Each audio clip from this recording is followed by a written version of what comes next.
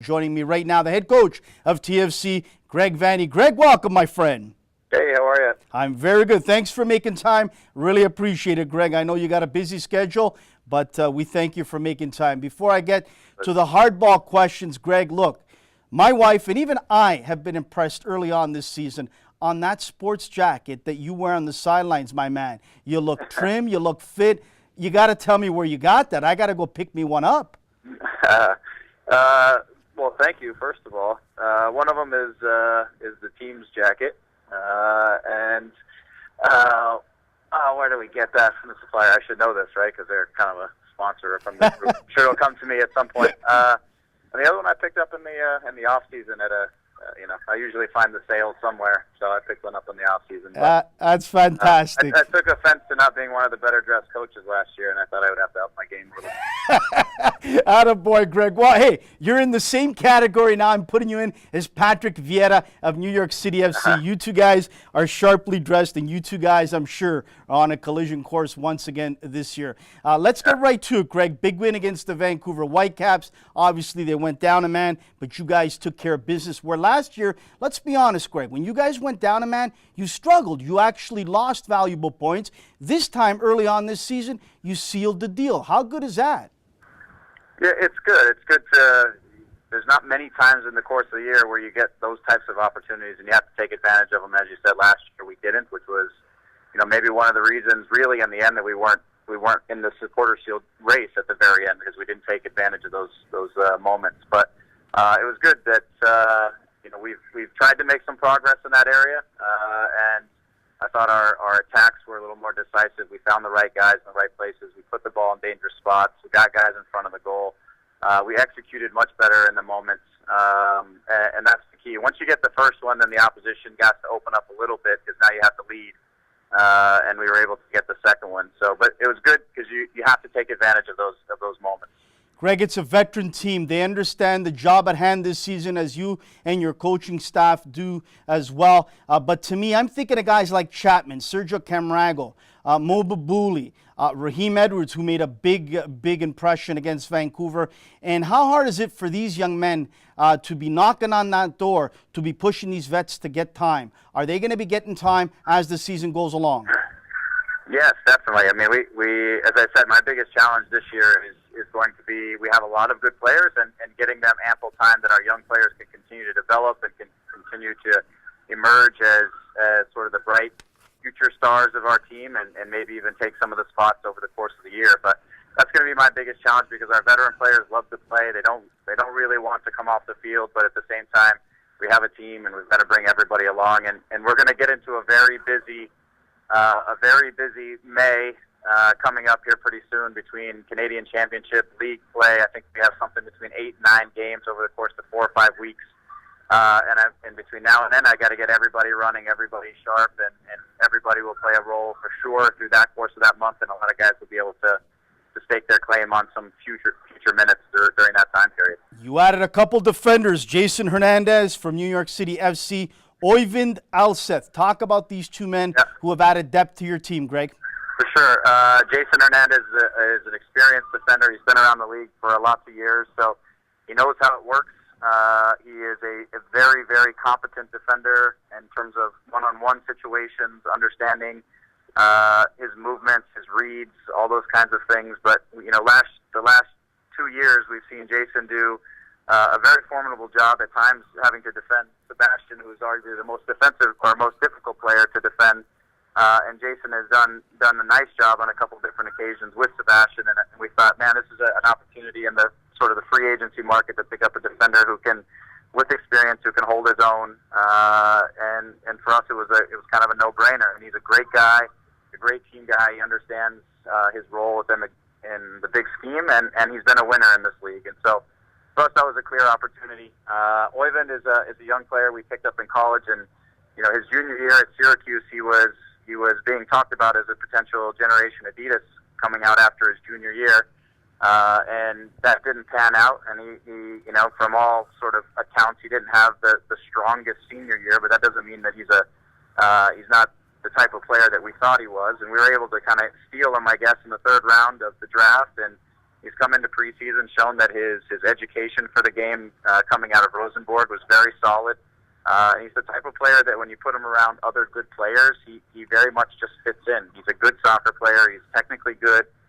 He sees and understands the game well. When the ball comes to him, he's calm, he's composed, he finds the solutions. And he's kind of a natural right-sided player. And we've been looking for different guys to step up and fill the role that Mark Bloom played for us last year, which is, a guy who can step in on any given day and give you exactly what you need. And, we're hoping that Oyvind can continue to develop and give us that kind of presence. Two other new guys to the squad this year, Chris Mavinga, who I believe could be possibly starting for you sooner than later. Your thoughts on him? And then Vasquez. I'll tell you what, Greg, if Vasquez gets game shape, starts to acclimatize himself to North America, the travel, on and on, watch out. You picked up a gem, and this could be a valuable piece going down the road. Yeah, starting with Chris.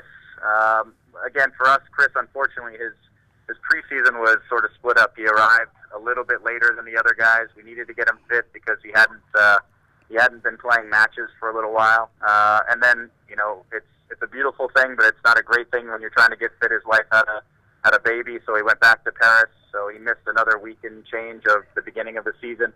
So we had to get him back, continue to get his fitness. His legs are under him. I think from a fitness standpoint, he's ready to go. And it was just getting him, again, acclimated to the group and playing the position in a 3-back versus what he's comfortable in, sometimes a little bit more as a 2-back. But getting to understand his tactical reads in the 3-back and getting him comfortable and ready for 90 minutes. But he's there. He's ready to go, and so he'll be, a part of our decision-making in terms of who starts. But he's a naturally left-footed player. He's a gifted athlete and has played at a high level. So, he's going to play a role for sure in upcoming matches and in the long run of the season. Victor is a guy we've loved for a couple of years. In 2014-15 season in Europe, he was the Belgian Player of the Year. We were after him at that point. Things didn't come together, which was probably a good thing for him and for us. We ended up getting Sebastian, which is a great thing. And Victor re-signed at his club in Bruges, spent another year there, and then went on to Mexico. Didn't love it, came to us.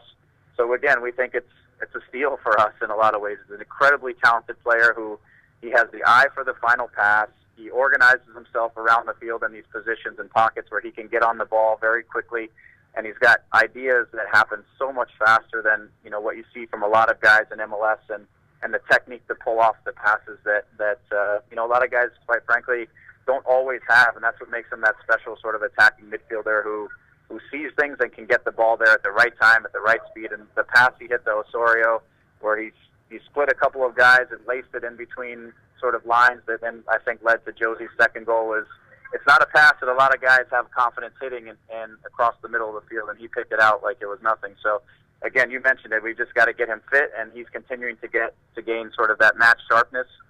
We think he's getting there.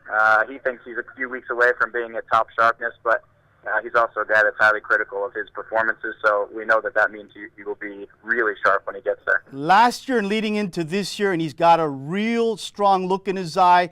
He's played physical. He's played sharp. He's got a chip on his shoulder. For the life of me, I don't understand why Bruce Arena doesn't give Justin Morrow a shot. This guy, to me, right now is on all cylinders right now, playing outstanding. Yeah, I agree. There was a point about 2/3 of the way through the season last year where Justin started to get really aggressive on the attacking side. Maybe a little bit of it coincides with us moving to 3 in the back a little bit more often, but he started to get really aggressive on the attacking side of the field, and he's not relented since. And he's running at guys, he's taking people on. We know he can recover defensively, and we know his athleticism can help him on the defending side, but just the way he's played so aggressive through the latter part of last year and through the beginning of this year, and the goals and the assists and looking to constantly get behind the outside back on that side has led him to be in a wonderful place mentally and physically and really performing and executing. And I agree with you. I don't know how he doesn't get a proper look, but those decisions, I guess, are not my decisions to make. I honestly don't mind that he's with us and he stays with us, but I do think for Justin's sake, he is worthy of more attention in that role, and a guy who I think could do a job. Let me ask you this, Greg. I had on Sporting Kansas City, your next opponent, head coach Peter Vermees on the show a couple weeks ago, and you're a guy that I know that likes to communicate with the players. You like to explain certain decisions and why, formations, on and on. I've seen this. I've heard you do that. And Peter Vermees brought something up interesting when him and I were discussing this. And he, in the offseason, told me, Anthony, I want to learn more how millennials think, what they're all about. What do I need to know as a coach? I'm wondering yourself today, Greg. You know what the veterans are all about. They want to be told. They want to understand what the path and the journey is all about before the season starts. But the young guys, like a Raheem Edwards, like a Chapman, other young guys like Bono, tell me how you're dealing with them. Yeah, it's a challenge, you know, and I'll tell you why. And it's because I do think that this generation, they're a little bit used to getting opportunity, and they've got a lot of opportunity. I mean, the academies nowadays are amazing, and their kids are well taken care of. They're, quite frankly, in some ways pampered, if you will, and so they're used to getting things sort of their way in a very I don't know, catered way in some ways. And so, but our group and the veteran guys had to kind of, especially the North Americans, you had to grind through. You didn't know where you were going to play. You didn't know what the field was going to look like. And so, for our guys, they, you know, it's the hard stuff. Like, listen, you got to go get minutes with USL, and you have to perform at that level, and you've got to be the best player on the field, and you've got to keep fighting every day to get your spot. And whenever your opportunity comes, don't let go. And you know, that's something that we keep trying to push our young guys to. But I always talk to them the same way I talk to the veteran guys, which is, look, I made a decision for this reason. This is where you're at. This is where we see you. Sorry, I'm out at a soccer field, believe it or not, with my kids, but you can hear the background.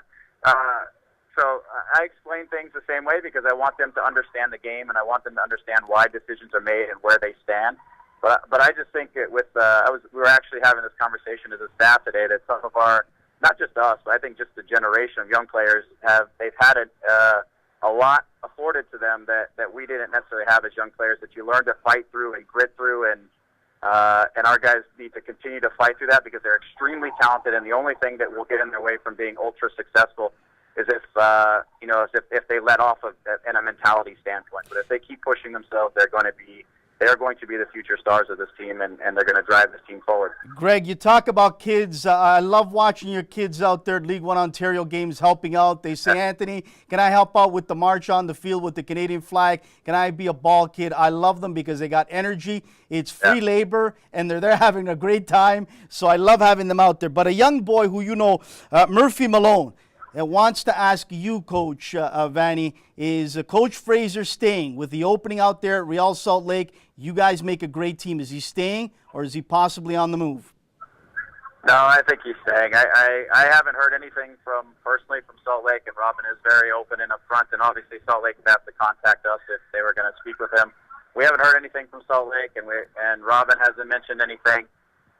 He's very, very happy here. He believes in you know, our whole project at TFC, and you know, he's a big part of it.